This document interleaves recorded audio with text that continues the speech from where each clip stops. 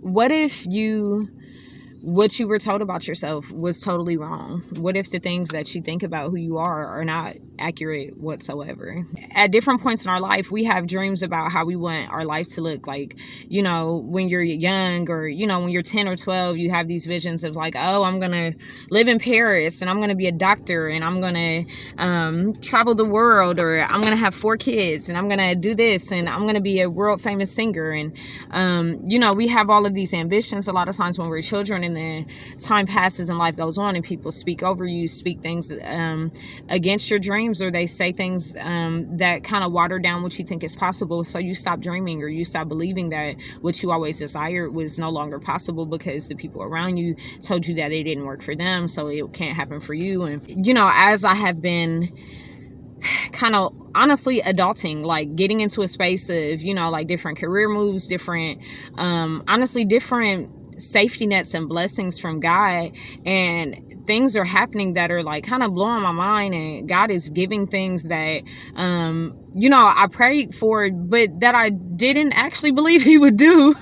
And then he does it, and then you are then forced to believe on a higher level, and it's scary. An opportunity presented itself to me that is everything that I have prayed for, and part of me is like, well, I was kind of wrestling with the opportunity in my mind, because I realized that, certain steps and certain things that we do that push us into the direction of our true hopes and our true dreams means that we can't settle any longer for being mediocre, or settle for struggling, or settle for like doing a life that we don't really desire to live. And when certain doors open, it is calling you to be greater, and there is such a comfort in staying where you are instead of walking through the door of greatness and walking through the door of taking a leap of faith. And there is a comfort in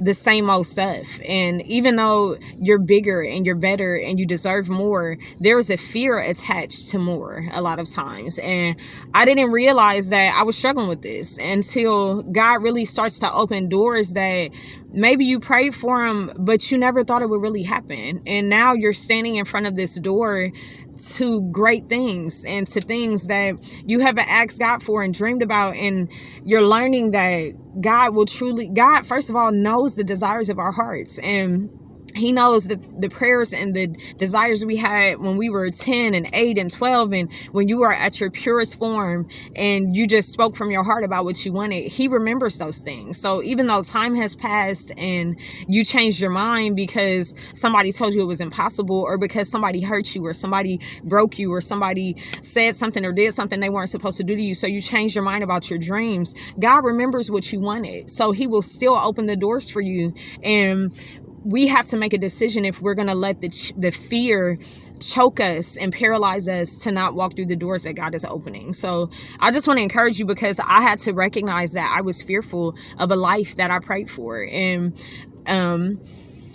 this is how Satan keeps us in very mediocre situations, because it's comfortable. And if we would just leap, God provides for the birds every day. How much more will he do for us? And they don't sow, they don't reap, they don't work, and God clothes them, he feeds them, and he dresses the lilies, and you are his child. How much more will he do for you? So this is a lesson that I'm learning, and I had to realize, and I was like, God, well, like, what if I lose this? Like, what happens then if I lose this, if I get it and it doesn't work? And then what? And he said to me, but you have me.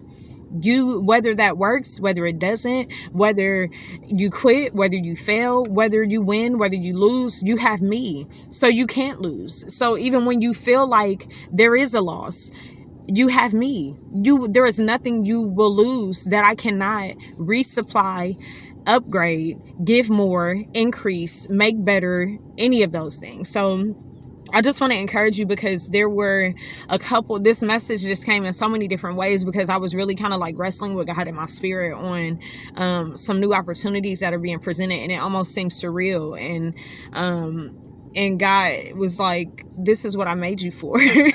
And you have listened to what, maybe your coworkers or your supervisors or your bosses or your parents or your elders or your deacons or your this or your that have said, and you have failed to recognize the voice that I spoke inside of you. And I knew you before you were formed in the womb. And I knew that I created you for such a time as this, and I created you for such great things. And nothing anybody has said about you will ever override the word that I planted inside of you before you were formed in your mother's womb. So this message came in a couple different ways, and one of them was that I was at this church service this past Sunday, and the guy was talking about some area. I have no idea where it is, but he was talking about how there isn't any speed limit indication in this area.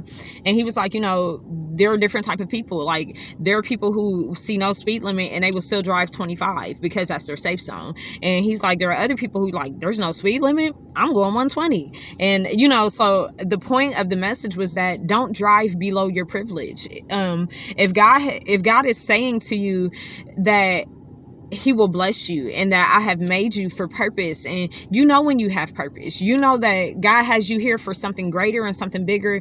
And if you are battling within yourself on who you are, it is because you are turning up the wrong voices on your purpose, and you need to turn down the buffoonery and turn up the word of God in your spirit. And God, spoke that word to me, is like, don't drive below your privilege. If I'm giving you the doors that are open to you to say, this is how I want to live, God. This is the savings account I want to have, God. This is the income level I want to be at. This is the ministry that I want to walk into. I want to have this to be able to do that. And God, I will render my life to you. I will render my children. I will render my habits and my addictions and my heartache and my pain and my this and my that. I will surrender it all to you. And God, this is what I'm asking for, your safety net. I'm asking for your peace that passes understanding, God, and it has been a journey. And I'm learning that there is such a fear attached to going higher and being better, because there is such a comfort and a familiarity with